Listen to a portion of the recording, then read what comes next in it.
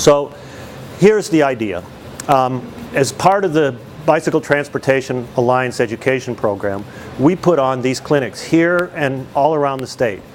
And it's basically to give you an opportunity of a 1-hour primer on bicycle rights and to learn how to use this book, because the book is really designed to be a toolbox for you so that you, even if you can't remember later something that you learned tonight, can go to it, or your friends, fellow troublemakers, to really know what the law is. Because the fact is, you can argue about the law, but then when you actually have the text of the law, that kind of most times ends the argument. Because if you can have the law and then fax it or scan it or somehow snip it and send it, the situation gets a little bit more clear.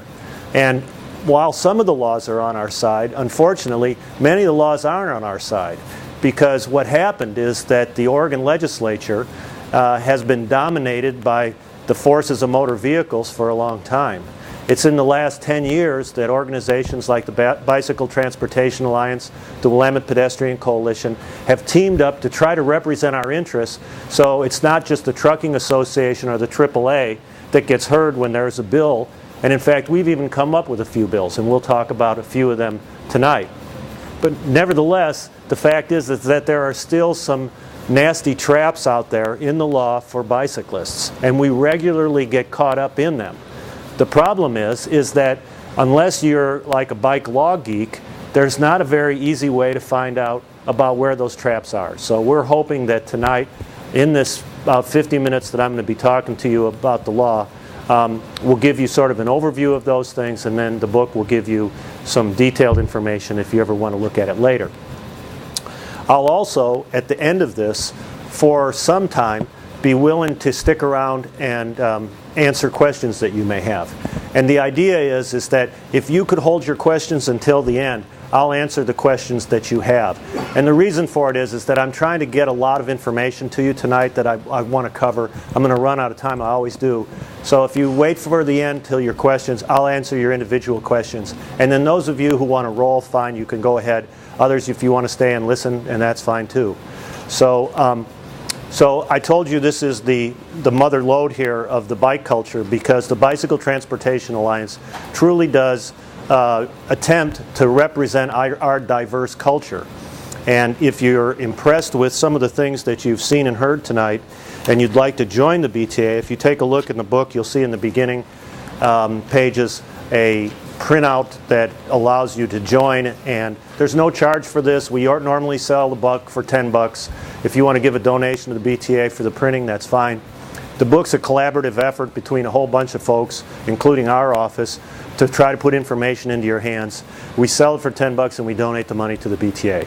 So really, what we figure is, on the street we're all in this together, and off the street we need to be all in it together for each other. So that's the whole idea about why we're here tonight. So one of the things that we do is to realize that while sometimes the laws are with us, the laws of physics really aren't with us, in that mass and velocity just aren't on our side. So what we learned from the equestrian movement, folks, is that if you're there, and from the civil rights movement, if you're there first with the hustle, a lot of times, even though maybe you're not the largest vehicle on the road, and maybe the most powerful lobby, if you are full of hustle, a lot of times you can make up for a lack of power with hustle. And that's why we try to give you this information tonight, so that you can really know where you stand or where you roll. So if you look at the book and just kind of finger your way through it, you'll see there's a lot of laws in here, and there are also quite a few articles. And the articles are ones that I've written over the years. I have I guess a mission where I try to write articles about legal issues that from the bicyclist perspective. And I'm not going to make any apologies for the fact that I'm a bicycle activist and an advocate. And so I don't really shake my finger at bicyclists and try to make you wear bright colors and wear your helmets and be good. I think that those are all good ideas, but really what I choose to focus on is where do we stand relative to the other participants in the traffic mix, and how is it that we can make it so that we've got rights to the road because we're legitimate traffic users, and to expand our rights, because the fact is that while the law's on our side, a lot of times if you have an encounter with the law enforcement, with the court system, with folks who are maybe claims adjusters and insurance, they kind of act like we're not really entitled to be on the roadway. And sometimes if we're on the sidewalk, they act like we're not entitled to be on the sidewalk. So we kind of can't win. And to even the odds, what we try to do is to make it so that you know a little bit more about the law than what most people do. And so if you look in the beginning of the book, you'll see there are quite a few articles. And I'm not going to go into them tonight, but they contain a more detailed presentation of some of the concepts that we're going to talk about tonight. In addition, because I am compelled to write articles about bicycles in the law, if you go back to page 134 to 136, you'll see a list of, I don't know, 2.5 pages of articles that I've written about bicycles in the law over the last 2 decades. And we try to keep them tuned up and up to date. And in fact, the book, which you have in front of you, is the most current edition of the book. However, the law is constantly changing. And if you decide to get into an argument about the law in 2 years with somebody who really knows about the law, like a taxi cab driver, you might want to check our website or the BTA website to make sure that the current version is the same as what you have in the book. And we have the book on our website, which is cited in here, as a PDF. You can download it, do whatever you want to with it, but do check the current version of the book to make sure that your understanding of the law is up to date. The Oregon legislature meets every 2 years, and they do change the laws, and hopefully in the right directions for us.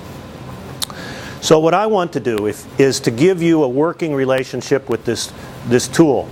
And the way that we've learned that the law works best is if we have an understanding of basically what is a pretty convoluted set of grammar and punctuation with a particular vocabulary that is unique to the vehicle laws. And when I was in law school, what I learned is that a lot of the law has to do with learning the vocabulary and the punctuation. So if you don't mind, while we go through this tonight, I'm going to give you some page numbers in the book. And if you could go into the book and take a look at the law as we talk about it, you'll get a chance to get into sort of the funky content of the vehicle code, so that next time, if you've got a question you're trying to remember, well, what did they say, or somebody says the law says this, you can go to the book and you'll feel somewhat comfortable with plowing through it, and I hope that that'll make it more useful for you. Also, if you look through the pages with the law, you'll see that there are the actual statutes, and you're not going to find the rules of the road here. I figured you know the rules of the road. These are the rules that are specific to bicycles and pedestrians that are included in the book, not the general rules of the road about stop signs and things like that. But bicycles are vehicles, and that means that as bicyclists on vehicles, you can get a ticket for running a stop sign, for speeding, for DWI, reckless driving, any of the things that are contained within the vehicle code, except things like, I don't know, weight limit, axle load, stuff like that doesn't really possibly apply to bikes. And I'm not going to talk very much about the rules of the road, except as they apply specifically to us with bicycle type issues.